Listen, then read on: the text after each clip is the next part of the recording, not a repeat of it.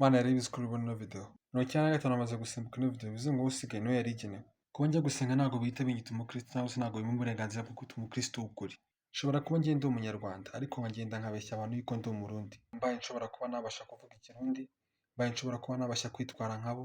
Muri make nyine nkakora ibishoboka byose kugira ngo abantu bakeke yuko ndi umurundi kandi koko byakunda. Ariko mu maraso mo indani ntabwo nshobora gukuramo DNA yanjye yuko ndi umunyarwanda. Uko niko no ku Mana bimeze. Ushobora kujya gusenga, witabira amateraniro, ukora ibikorwa bitandukanye byo ku rusengero.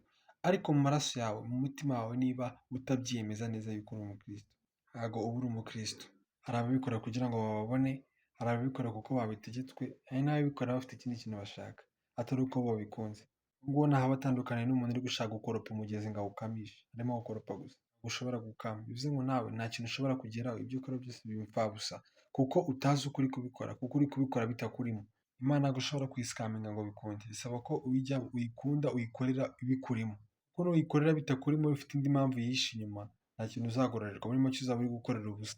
Ariko nubikora biri mu mutima wawe, umutima wawe bikurimo, ubona ingororano y'ibyo ukora kandi uzabona ingororano nziza. Shalom.